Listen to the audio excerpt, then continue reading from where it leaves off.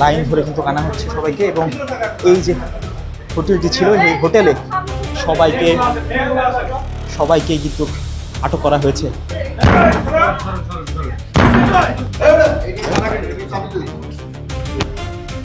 সব খোলা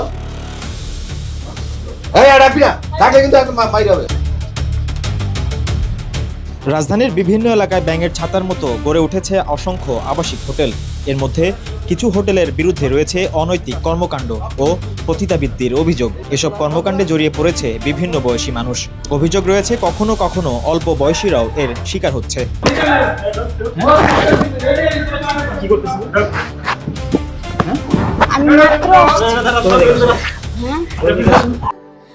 স্যান্ডেলিনা সো, রূপচর্চায় আভিজাত্য। বলেন কি করতেছিলেন আপনারা? স্যার আমরা কোনো জিনিস আজকে বিপদে হ্যাঁ বলেন। আমি কথা বলতেছি, আমাকে কথা বলতে দেন। কেন নিচে গিয়ে জিজ্ঞাসা করেন। আমি নিচে রুম নিচ্ছি আজকে রাত্রের জন্য, মানে আমি একলা থাকবো, কাজে আসছি একটা। তাই এখন আমার আপু যে ওইখানে কাজ করে। কি কাজে আসছেন? আমি এখানে কোনো কাজে আসিনি, উত্তরা আমার শ্বশুর বাড়ির বাসা।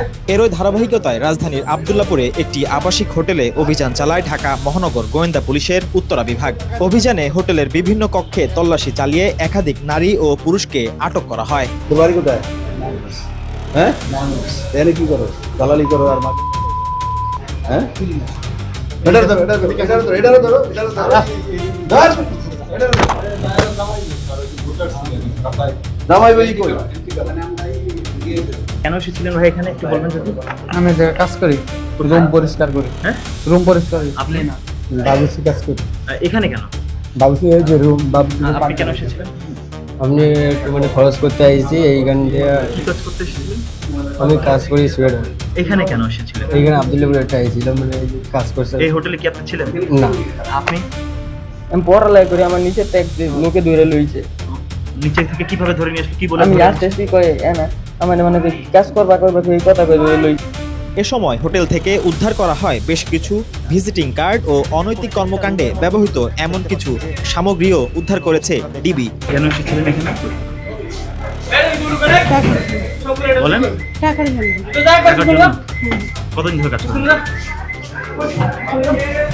এই আজকে নিয়ে 2 দিন। আজকে 2 দিন। থাকেন কোথায়? হ্যাঁ চান্দুরা। হ্যাঁ চান্দুরা। আপনি কেন এসেছিলেন এখানে?